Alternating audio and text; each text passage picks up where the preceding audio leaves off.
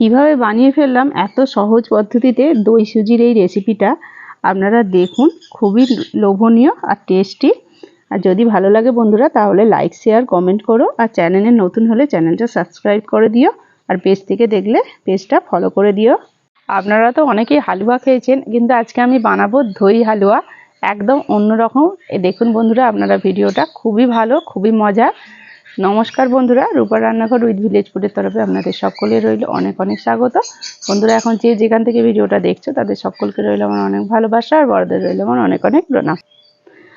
আর একদম সহজ পদ্ধতিতে আপনাদেরকে দেখাচ্ছি আজকে এই দই হালুয়ার রেসিপিটা। দেখুন, প্রথমে নিয়েছি এখানে আমি টক দই। এটা আপনারা কিন্তু মিষ্টি দই দিয়েও করতে পারেন।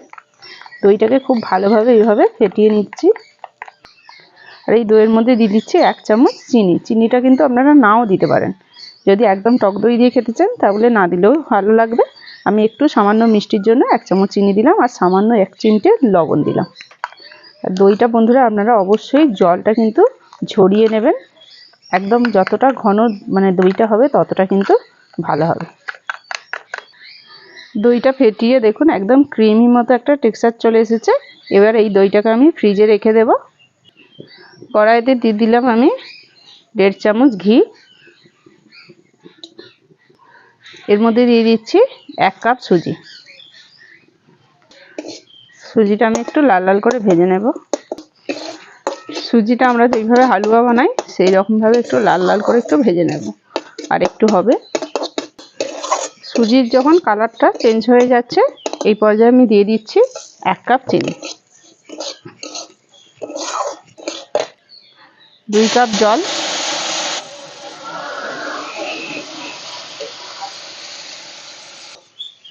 এইভাবে নেড়ে নেড়ে দেখুন বন্ধুরা সুজিটা কিন্তু রেডি করছি আমি। জলটা কিন্তু এখন একদমই শুকনো হয়ে গেছে। এইভাবে আমি খুব ভালো করে নাড়তে থাকবো, না নিচে না লেগে না যায়। দেখতেই পাচ্ছেন সুজিটা কিন্তু অনেকটাই ঝরঝরে হয়ে গেছে। এবার আমি নামিয়ে নেব। সুজিটাকে একটু আমি ঠান্ডা করে নেব। আমি একটা বাটি নিয়েছি, আর বাটিটার মধ্যে আমি একটুখানি ঘি মাখিয়ে নিয়েছি। এবার এর মধ্যে আমি দিয়ে দিচ্ছি সুজিটা। আমি কিন্তু এখানে বেশিরভাগ সুজিটাই কিন্তু বাটির মধ্যে নিয়ে নিয়েছি। এবার ভালোভাবে এইভাবে চামচে করে কিন্তু টিপে টিপে এইভাবে সুজিটাকে বাটির মধ্যে সেট করব। দেখুন বন্ধুরা, চামচে করে আমি এইভাবে টিপে টিপে টিপে টিপে একদম টাইট করে ভেতরে সুজিটা কিন্তু আটকে দিয়েছি। এর মাঝখানটা কিন্তু আমি একটুখানি ফাঁকা রেখেছি। এর মধ্যে আমি এবার দিয়ে দেবো আগে থেকে যে দইটা আমি যে রেডি করে রেখেছিলাম সেই দইটা।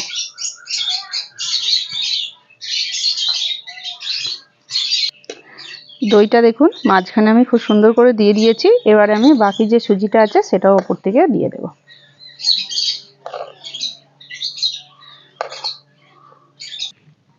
উপর থেকেও দিয়ে দিয়েছি সুজিটা। আর আমি এবার হালকা হাতে করে কিন্তু চামচে করে এটা দিয়ে দিয়েছি খুব সুন্দর করে, কেননা ভিতরে বেশি চাপ দিলে দইটা কিন্তু বেরিয়ে যাবে।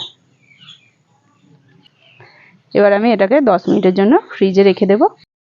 10 মিনিট বাদে কিন্তু ফিরে এসেছি। দেখুন, এবার আমি এরকম একটা প্লেট নিয়েছি, প্লেটটা এইভাবে উল্টে দেব। এইভাবে আস্তে আস্তে একটুখানি চাপতে দিলে কিন্তু আস্তে আস্তে কিন্তু দেখুন বাটিটা কিন্তু খুলে চলে আসবে। আর কত সুন্দর হয়েছে দেখুন বন্ধুরা, যেন মনে হবে কেক, যেন সুজির কেক। কিন্তু আপনারা দেখতে পেলেন কত সহজেই কিন্তু বানিয়ে ফেললাম এই দই হালুয়া রেসিপিটা। এবার একটু কেটে আপনাদেরকে দেখাচ্ছি, কাটলে কিন্তু আরও সুন্দর দেখতে লাগবে। দেখুন,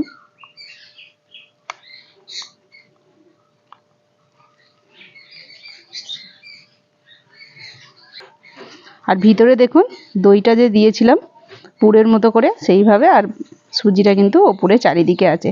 খেতে কিন্তু খুবই সুন্দর। আমি একটু আপনাদেরকে টেস্ট করে বলছি।